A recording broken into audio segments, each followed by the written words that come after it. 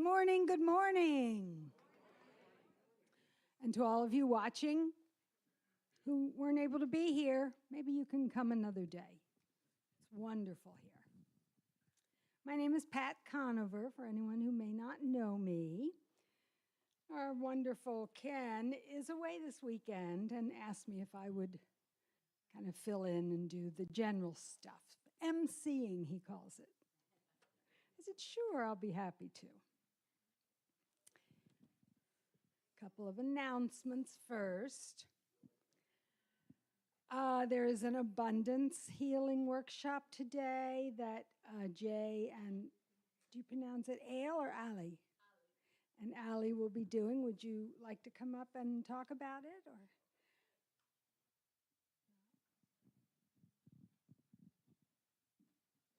Thank you. Good morning, everyone.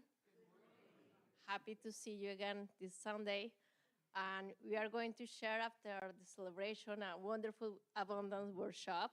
Today, the leader is Jay. I think he can talk more than me. But I invite you to all of you to share with us, to have this beautiful space to create and move our abundance in different ways. Because all of us has a small or big problem with that and hope to stay with us. Thank you. Well, I think that's a pretty good introduction. I would just say that, like she says, we're naturally abundant, but somewhere along the way, we tend to forget how to channel out the abundance that's within us, whether it's health, finances, job, friendships, family relationships. All of that is what we're going to work on today, is releasing those blockages to the natural abundance that's within us. Hope to see you there. Thank you.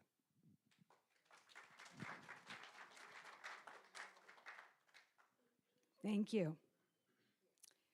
A few other announcements.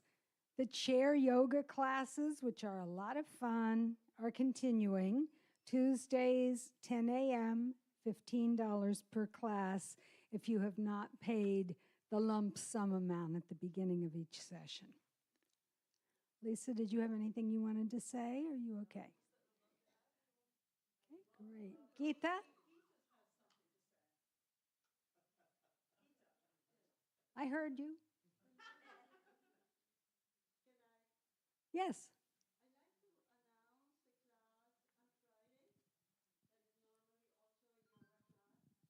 I'd like to announce a class on Friday that is normally also a yoga class. This class is geared towards people that are recuperating from cancer or any serious illnesses.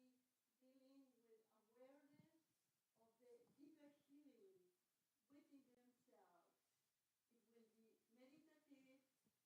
It will be a lot of breathing exercises, pranayama, and the exercises are going to be very conscious awareness, very gentle, and is to accelerate their understanding of their deeper healing through this practice. It is a yogic practice, and I was just trained for this recently. So that's many of the training that I've had. Will it be here? It will be here on Fridays at 10 o'clock. And furthermore, there'll be a $2 donation for the center, and I will not be charging. I will only ask you for whatever donation you want to give. And I'll be happy. It'll be a chair, it'll be sitting, comfortable clothes, and it will be tapping into your inner healing. Thank you, Geeta. That's much more comprehensive. I was just going to mention that she's doing a class on Fridays. So I'm so glad you were here to do that. Thank you.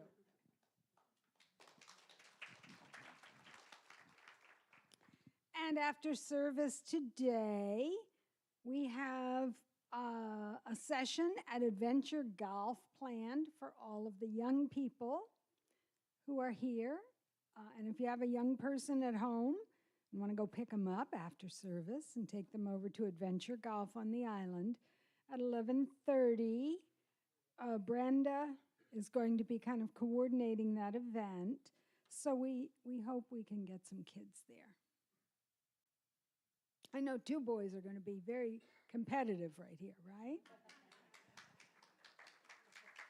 Each one's going to try to beat the other. Okay, we again are very fortunate that the James Gang, as Judy James' children like to call themselves, is pledging another $10,000 matching grant for our center. This is the fourth, I believe. Is that right, Joy? Yeah. This is the fourth time they have done that, which is absolutely wonderful.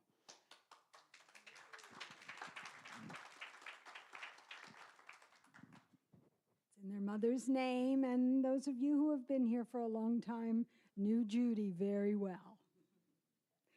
So if you are going to donate additional monies toward the matching grant, please make a note on the envelope or the check or whatever you're using that it's specifically for the matching grant for the Judy James Fund. And there will be a Thanksgiving gathering for those who would like to assemble with some like-minded friends and colleagues here on Thanksgiving Day. Joy Thornton, who's back in the corner, raise your hand, Joy, is coordinating that. So if you would like to volunteer to help or ask any questions about it, please see Joy after service. And that's all the announcements I have. So Wendy, do you want to do another song for us?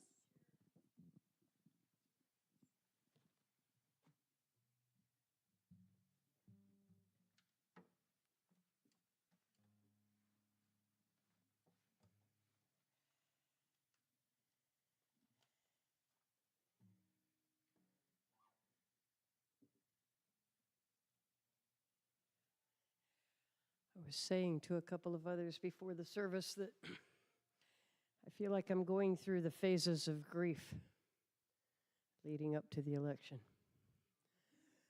I went through a week of denial, or months of denial, years of denial, thinking there's just absolutely no possible way that things could be this close. And then I just cried every day last week. Today I woke up in the anger phase. Not the best day to have woke up in the anger phase. But I won't give up. And as I was told with complete confidence, democracy is going to win and we're all going to be okay.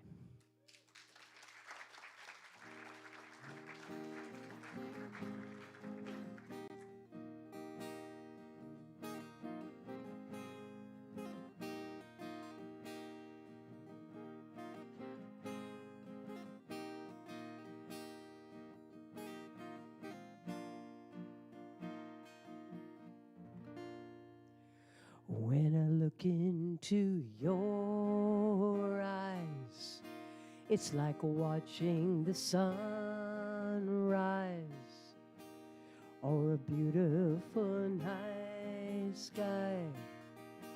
Well, there's so much they hold, just like them old stars. I see that you've come so far to be right where you are. How old is your soul? And I won't give up on us, even if the skies get rough. I'm giving you all my love. I'm still looking up. And when you're needing your space to do some navigating, I'll be here patiently waiting to see what you find. 'Cause even the stars, they burn.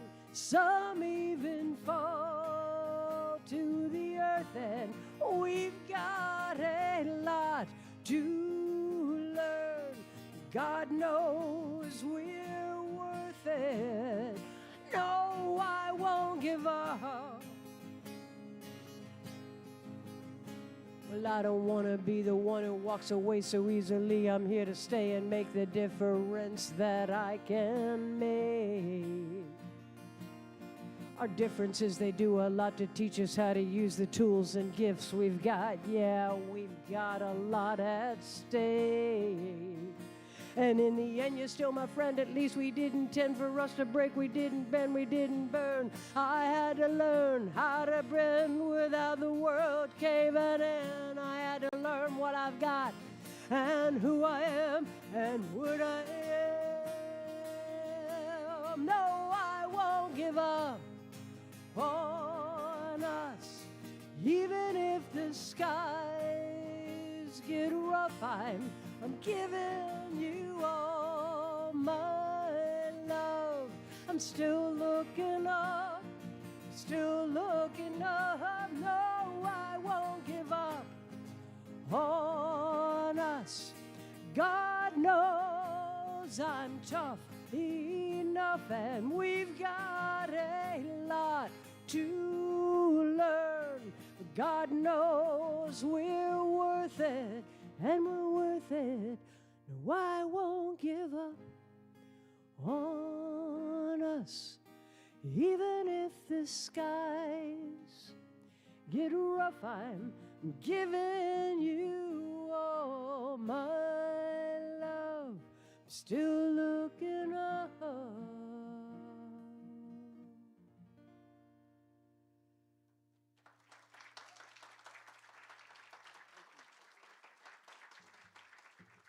Very nice, Wendy.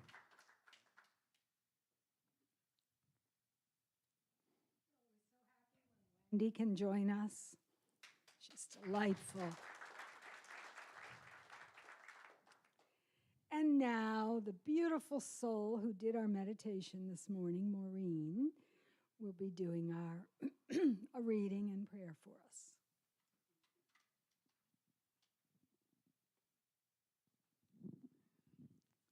What an honor and a privilege to be here with all of you this morning. It's a great day. And Wendy, the perfect song. And just to let you know, you're not alone for this week. I mentioned in the meditation service this morning about Tara Brock's meditation for all of the people that are going through fear and anxiety about the election. So if you have an opportunity, you might want to do it. It's only about a 15-minute meditation, and she said it was based on a Tibetan Tonglen, and it is addressing our spiritual heart humanity to the world.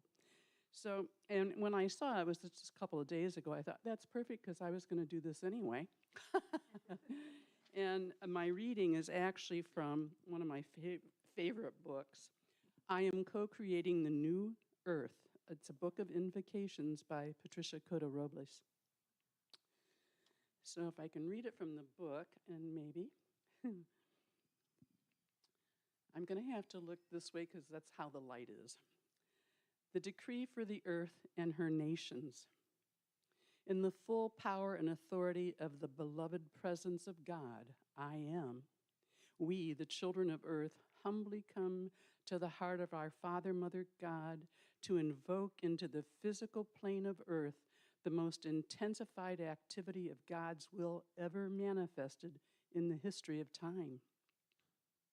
We invoke the legions of light serving this blessed earth to absorb this divine essence into every fiber of their beings and project it into the heart flame and conscious mind of every person associated with the governments of this planet in any way, shape, or form. Blaze the cosmic flame of God's will through each of these souls and clear away any destructive activity of their own free will which might rush in to try and impede their conscious desire to do God's will.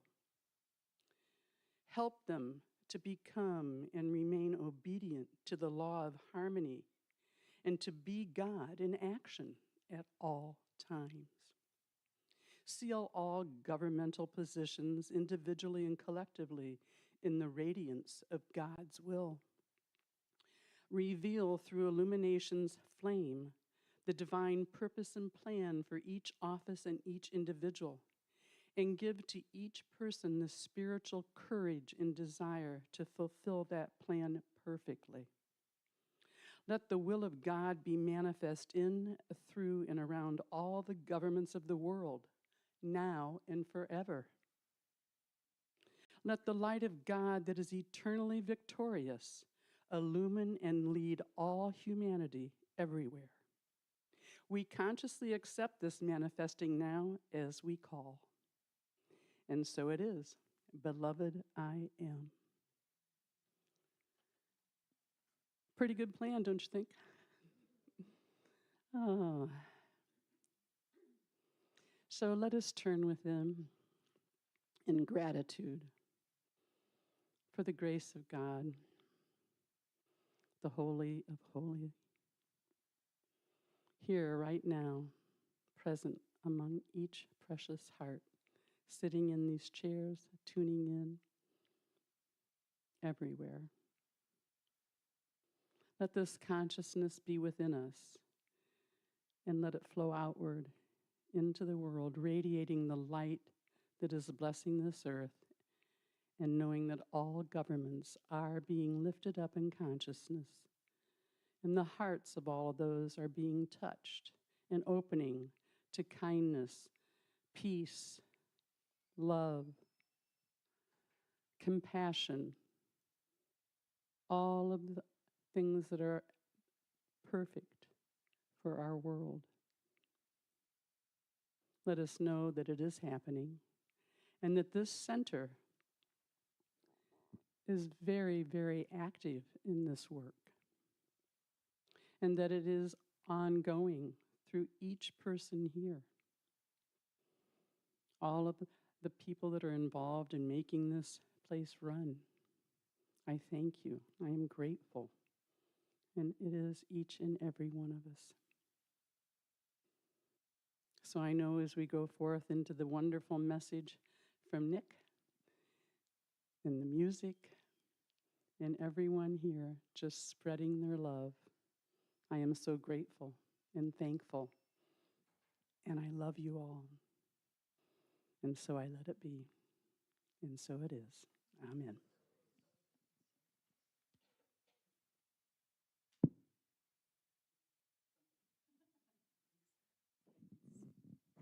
Thank you, Maureen. That was lovely.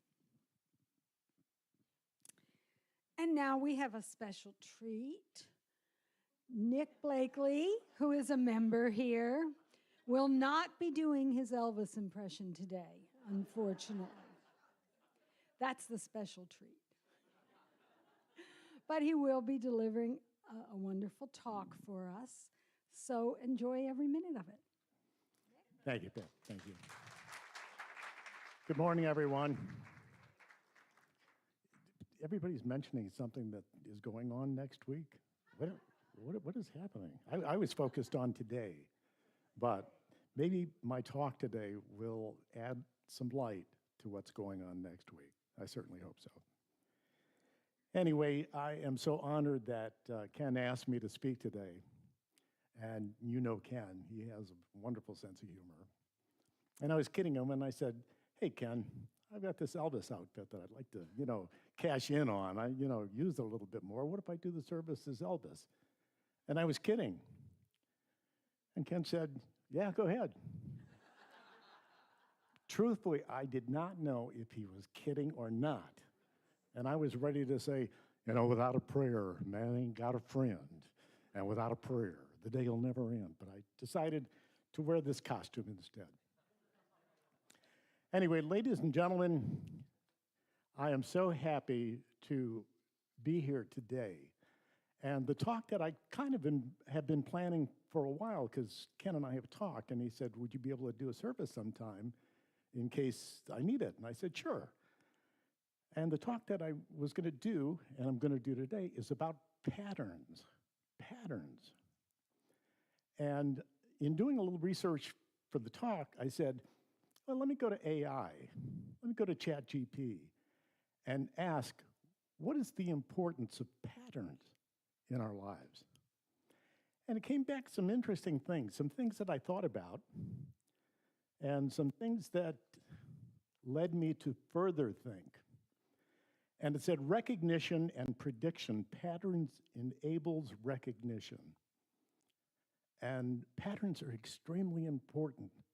And I will flat guarantee that every person in here was glued to the television looking at the patterns of a Cat 5 hurricane that was approaching Florida. We were looking for wobbles, we were looking for patterns, and our brother-in-law and sister-in-law in Tampa were scared to death. They had evacuation notices. They were glued to the television looking for patterns, any kind of patterns that could change their lives. And we do that. We recognize patterns, and we live through patterns. When I was doing workshops, I would hold up a chart, a PowerPoint presentation of this maze. And you know what a maze is. It's this little thing. A is up here, B is down here. And you would go through this pattern to get from A to B. And I would hold up this pattern, and it was a simple pattern. You know, it had different ways that you could get to the bottom. And I would say, what is the shortest distance from A to B? And I would wait a couple of minutes.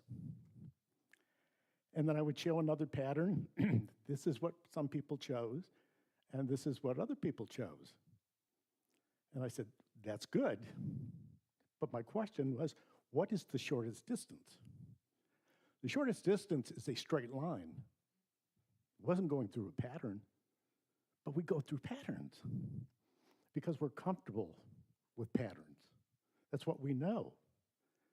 That's what we learned in school. What is the first pattern that you learned as a child? A, B, C, D, E, F, G, right? You tell me if you know a different pattern for learning your ABCs. So when we grow up, when we start growing, we learn these patterns and we clutch them to our bosom. When I was in school, I can't remember what grade it was, but it was when we learned long division. And I couldn't do long division. It was like artichokes and oranges and bananas. I literally could not understand how to do long division. It was embarrassing, and I felt bad. And like Job said in the Bible, the thing that I feared has come upon me. The most horrible day that I could remember, the teacher said, can you go to the blackboard and solve this long division problem? On the way to the blackboard, I'm thinking, the first time I've ever used the expression, I said, OMG. I was way before my time. And so I walked up to the blackboard. No one was laughing at me, thank heavens. I turned around and I said, teacher, I don't know how to do this. And I started to walk back to my seat. And she said, no, stay there. I'll help you. And so she came up to the blackboard and she said, here's a 3, and here's a little house with all of these numbers. She said, what does this 3 do here? And she was very nurturing, and over a little bit of time, I said, okay, this does this, and you take the remainder and it goes down here, and I take that 3 and it goes over here and it goes this many times. There was a light bulb over my head. I got it. I saw the pattern. I actually saw the pattern. I said, wow, this is phenomenal. Put some more numbers over there. I got this sucker. Let's go. I'm on a roll. But I saw the pattern, and it changed. It changed everything. Once you see a pattern, it is no longer hidden.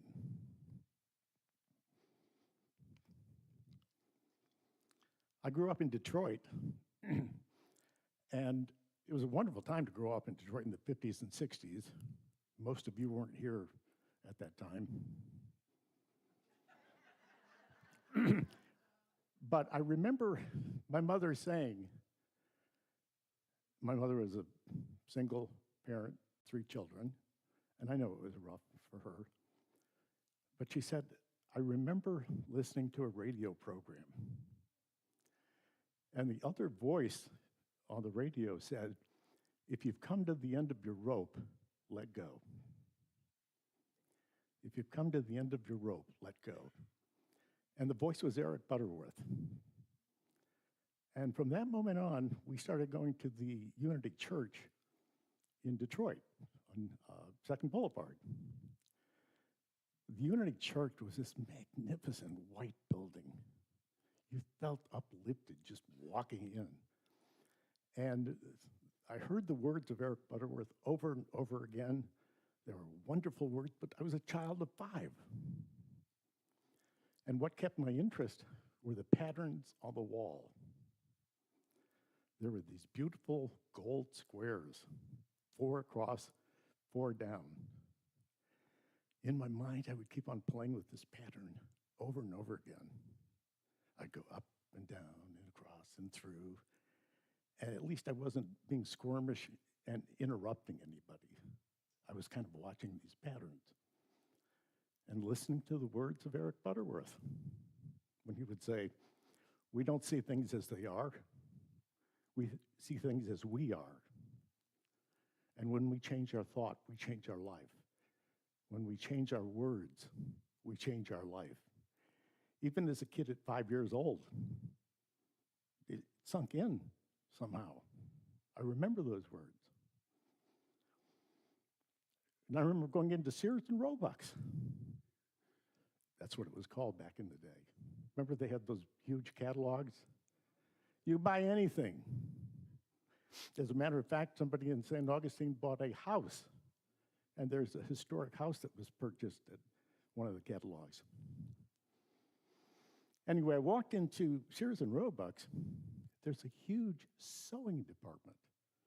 They had sewing machines, dozens of sewing machines. They had people teaching sewing classes, which I thought was interesting. Sewing became more popular after the war. People made outfits. And in this department, you could see the thread, and they're the most beautiful colors, every color you could imagine, all these little threads.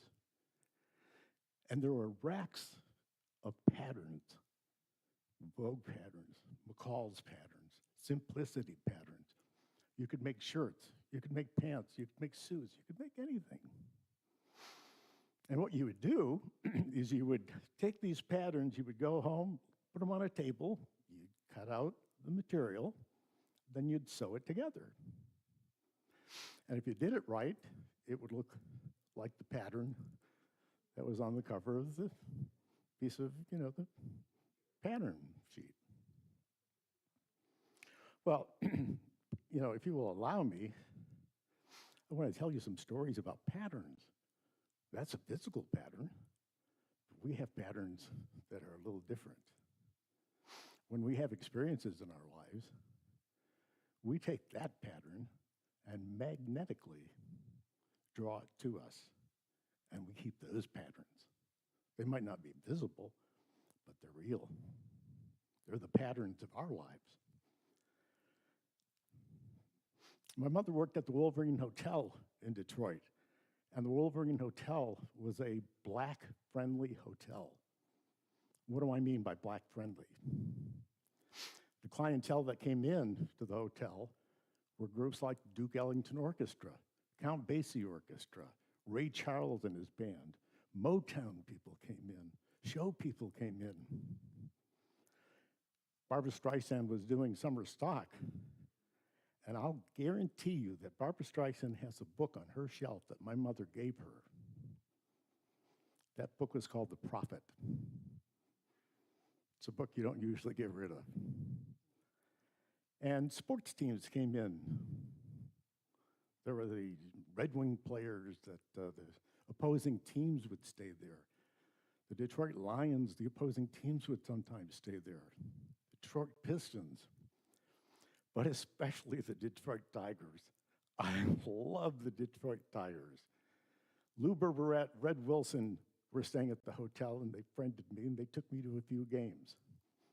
And they even gave me a Drawlings official baseball. What a prize. I was thrilled.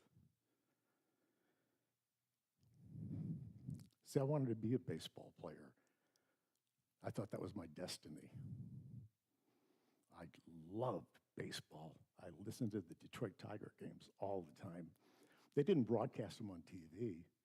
Back in those days, they just had the radio. And I would listen to every game, and I remember listening to one game, two Hall of Fame broadcasters, Ernie Hartwell and George Kell. They were talking, and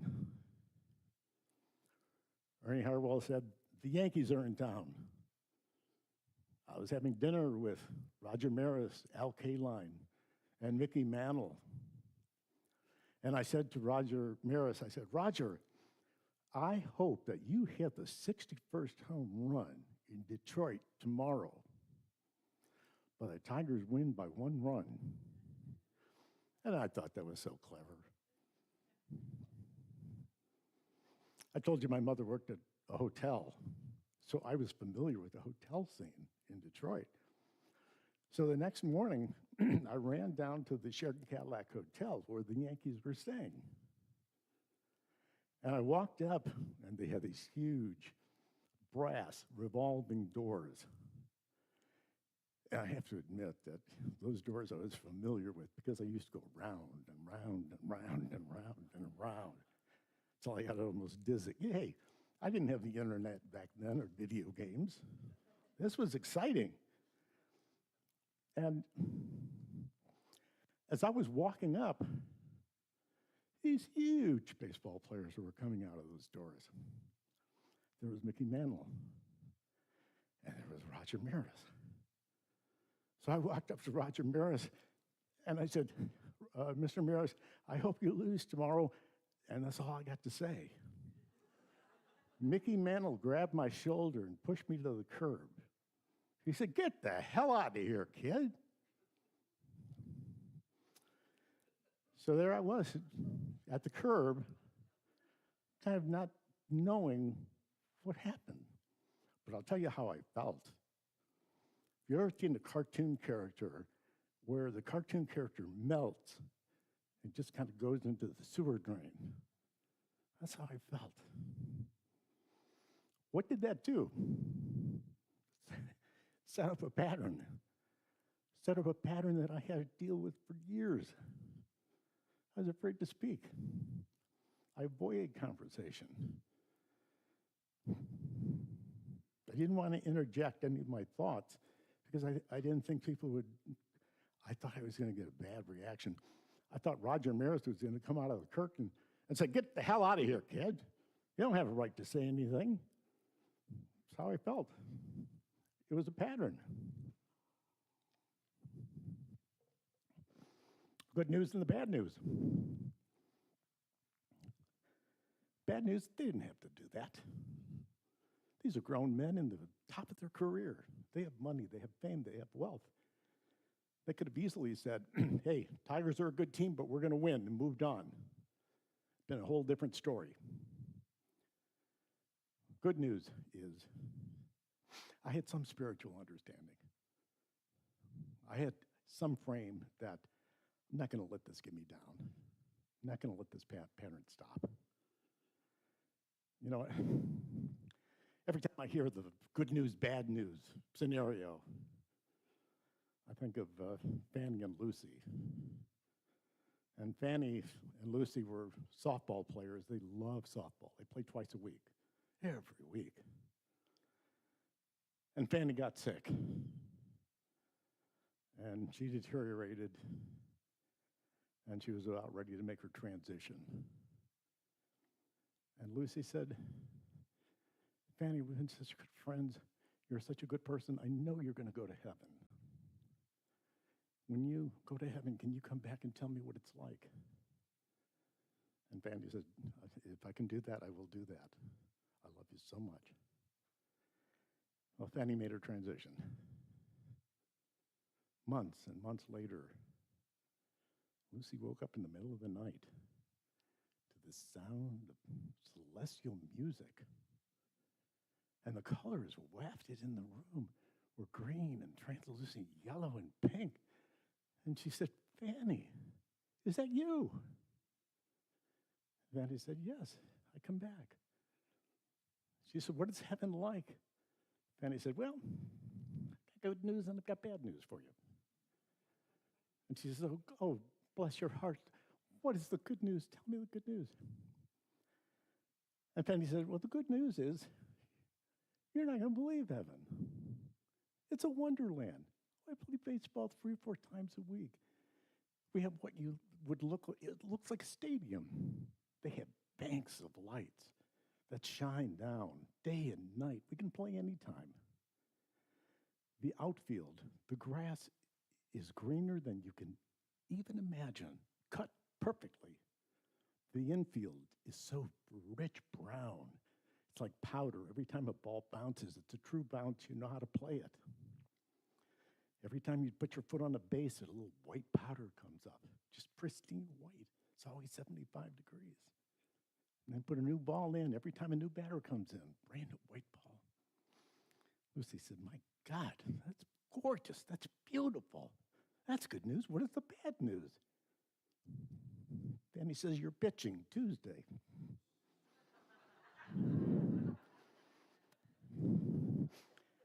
Good news and bad news, you know. So this woman came into town. I was at a Chamber of Commerce meeting, and she said, I'm starting up a Toastmasters group. Would anybody be interested? I think I need that. You know, I could do something like that. So I went to the Toastmasters meeting, and I was a member for 4 years after that. What I did was I learned how to prepare a speech, deliver a speech, learned how to put that all together, gain confidence. But the most important thing that I learned in Toastmasters was evaluation. By far the most important thing I learned was how to evaluate somebody without tearing them down, without criticizing, without being belittling. Somebody did a bad speech, I would say, hey, it's a tough thing to get up there and deliver a speech. People get nervous and everything. I said, but you did it. Next time, if your knees are shaking and you're scared to death of the audience, go up and touch the podium and take a deep breath and continue.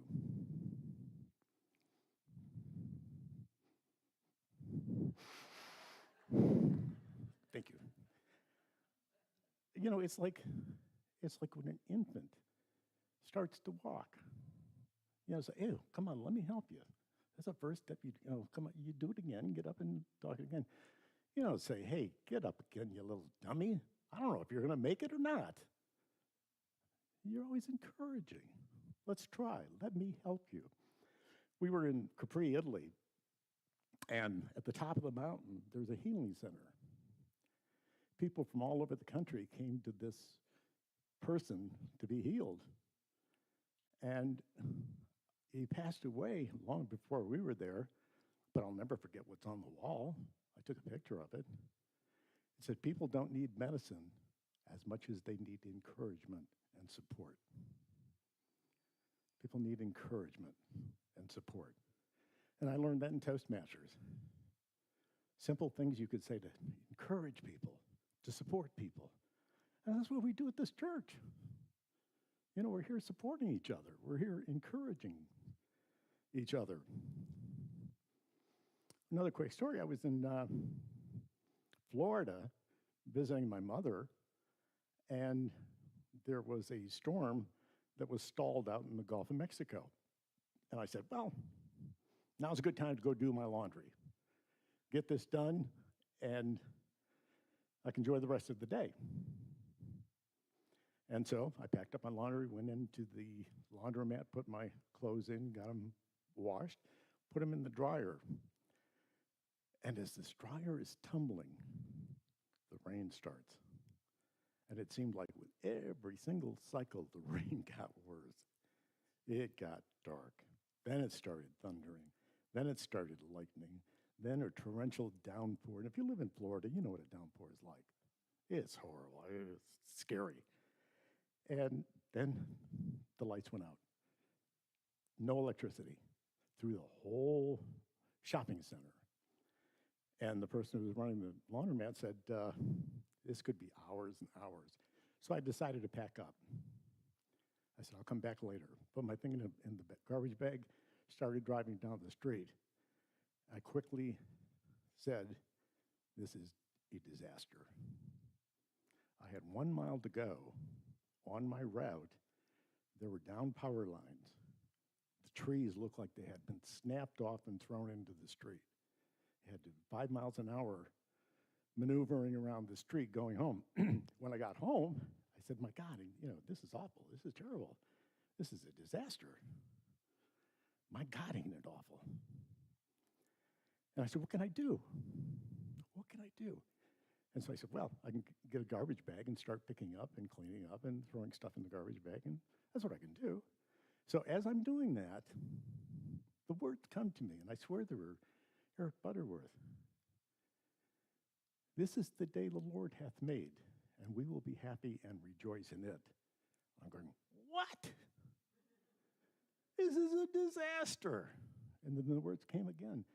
This is the day the Lord hath made, and we will be glad and rejoice in it. Then I started to calm down, and I'm going, there's a spirit in us that is always whole, always true. So I started picking up pieces of information of, insulation and pieces of wood.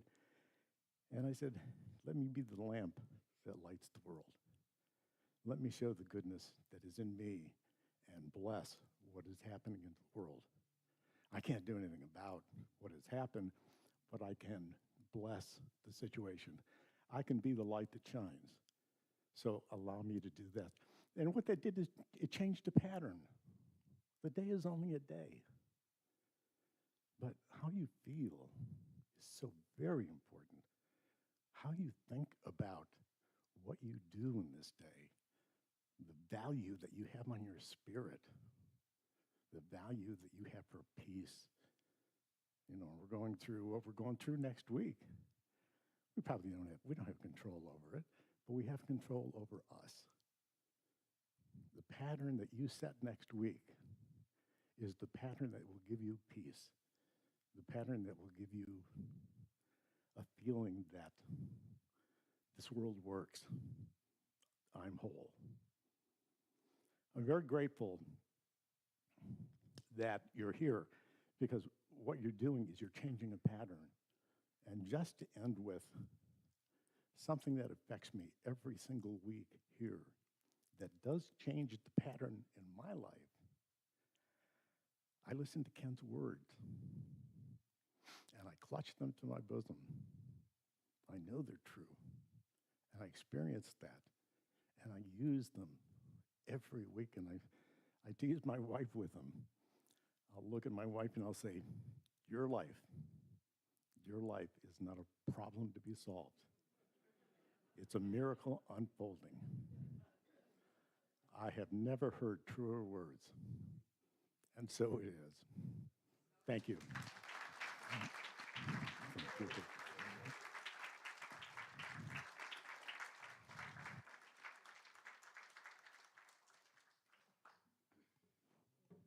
That was fabulous, and I feel much better for it. Thank you.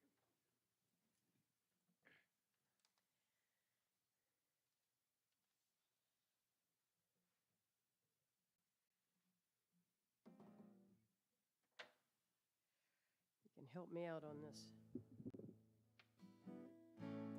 Love is but a song we sing, fear's the way we die. You can make the mountains ring or make the angels cry. Though the bird is on the wing, you may not know why. So come on, people, now, smile on your brother. Everybody get together, try to love one another right now. Good job. Some will come and some will go. We shall surely pass. When the one that's left us here returns for us at last, we are but a moment's sunlight fading in the grass. So come on, people, now, smile on your brother. Everybody get together, try to love one another right now. Help me out, let's sing it out. Come on. Come on, people, now, smile on your brother. Everybody get together, try to love one another right now. And if you hear the song I sing, you will understand. Listen, you hold the key to love and fear, all in your trembling hand. Just one key unlocks them both. It's there at your command. So come on, people, now, smile on your brother. Everybody get together, try to love one another right now. Yeah, come on, people, now, smile on your brother. Everybody get together, try to love one another right now.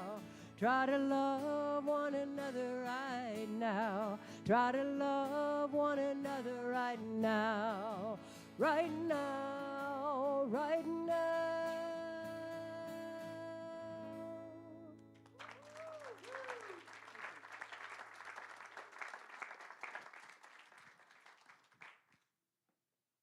Thanks, Wendy.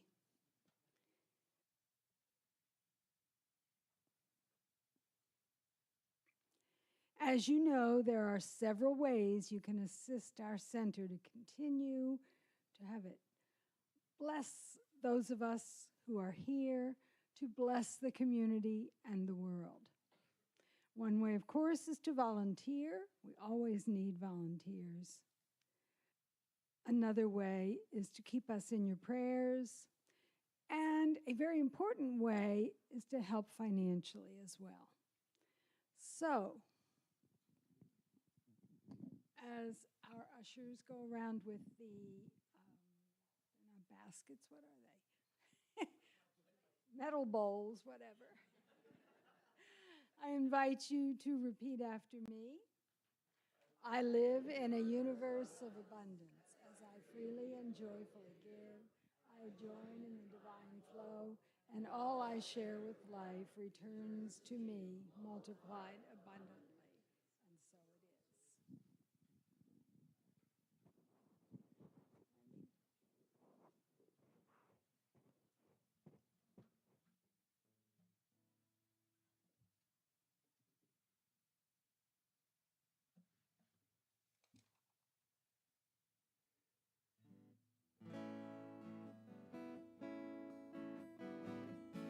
I wish you peace when the cold wind blows, warmed by the fire's glow.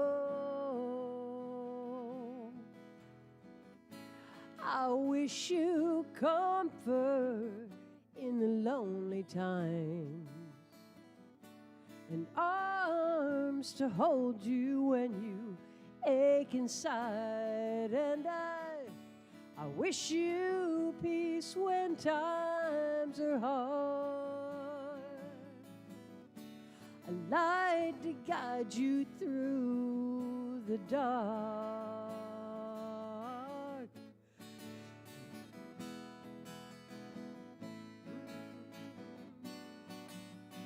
I wish you the strength to let love flow.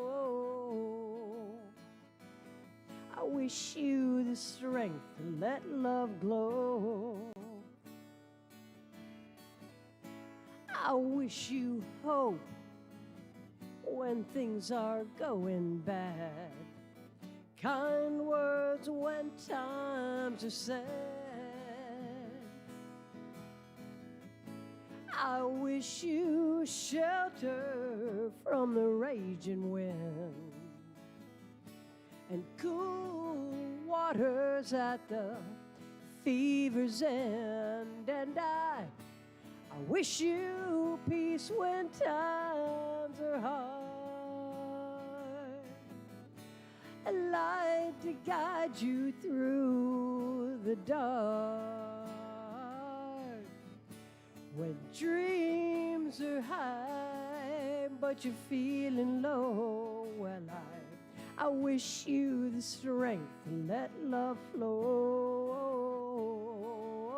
Yeah, I wish you the strength to let love glow. I wish you the strength to let love show.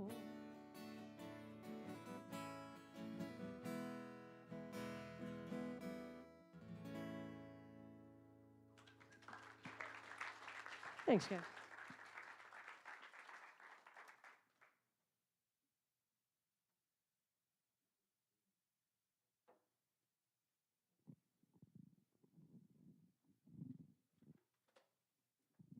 Thank you all for your contributions. All of these funds will go to spread the joy of our center and to keep our doors open too.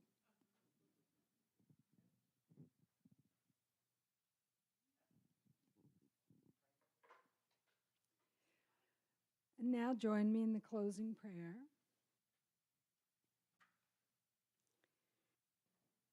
I know that the power of the universe is here with us at all times. We are manifestations of the joy, the intelligence, the strength that God provides for all of us. I'm so grateful for Nick's talk this morning. It was delightful. I'm so grateful for Wendy's beautiful singing. We always enjoy having her here. I'm grateful for everyone here today who contributes so much to life. I know that we will continue to grow, be strong, and powerful in this community. The Center for Spiritual Living, St. Augustine, makes a difference. You make a difference. And I give thanks for this. And I send this into the universe to do its good work by saying, and so it is.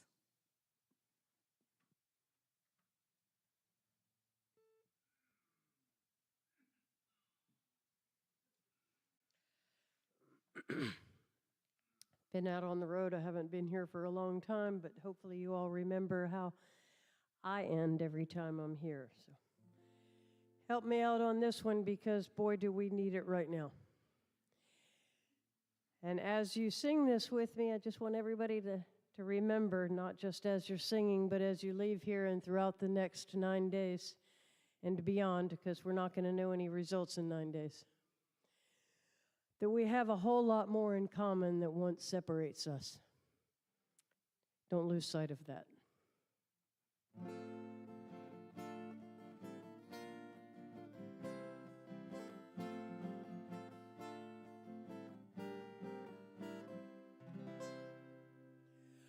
Let there be peace on earth, and let it begin with me. Let there be peace on earth, the peace that was meant to be, with God as creator, family all are we. Let me walk with my family in perfect harmony. Let peace begin with me. Let this be the moment now. With every breath I take, Let this be my joyous vow, to take each moment and live each moment with peace eternally. Let there be peace on earth, and let it begin with me. And so it is. And if you haven't already, don't forget to vote.